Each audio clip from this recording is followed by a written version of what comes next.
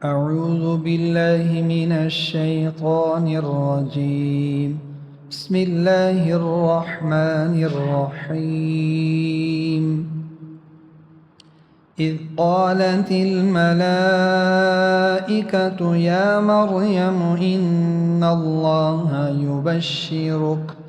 إن الله يبشرك بكلمة منه اسمه المسيح عيسى بن مريم وجيها في الدنيا والآخرة ومن المقربين ويكلم الناس في المهد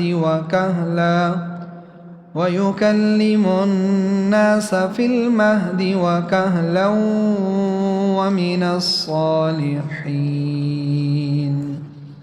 قالت رب أنى يكون لي ولد ولم يمسسني بشر قال كذلك الله يخلق ما يشاء إذا قضى أمرا فإنما يقول له كن فيكون.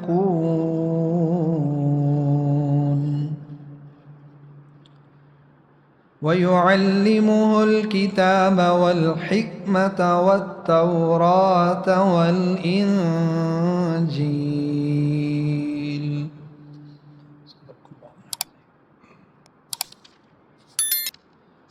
अल्लाह। चलिए मैं पढ़ता हूँ, आप भी साथ उसे पढ़ेंगे। إذ قالت الملائكة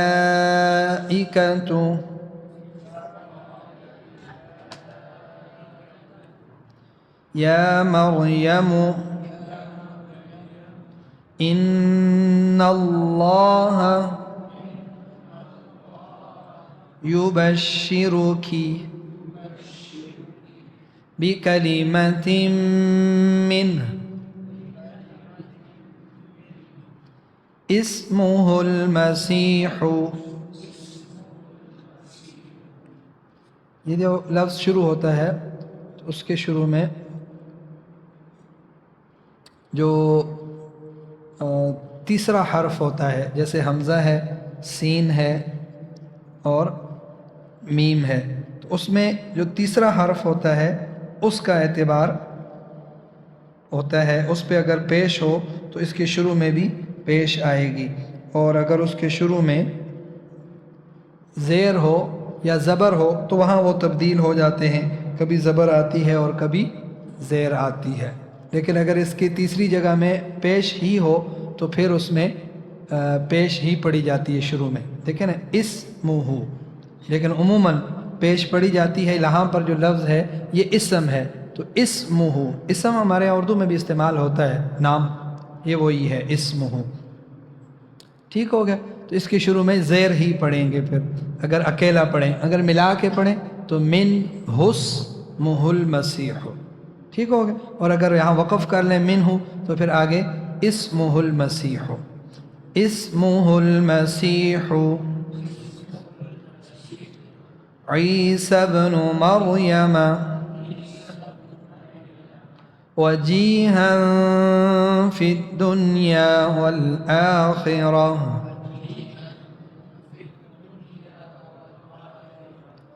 वमिनल मुक़र्रबीन। रा पे थोड़ी सी तशदीद, मुक़र्रबीन। वयुकल्लिमुन नास फिल महदी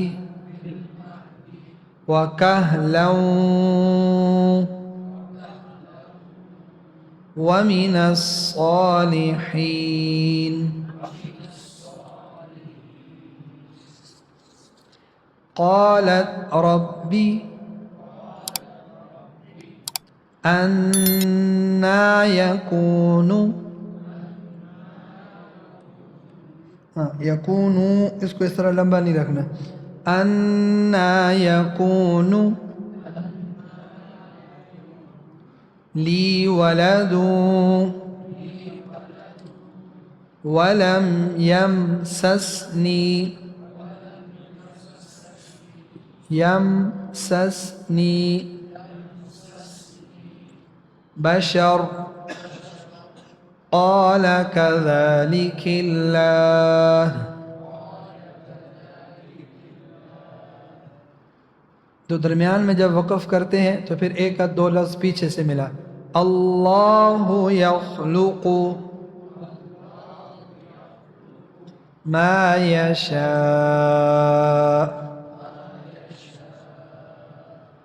इज़ा क़ज़ा अम्रन फ़इन्नमा यक़ूलु लहू कुन फ़यकून वयुअल्लिमुहुल किताब वल हिकमत वत्तौरात वल इंजील।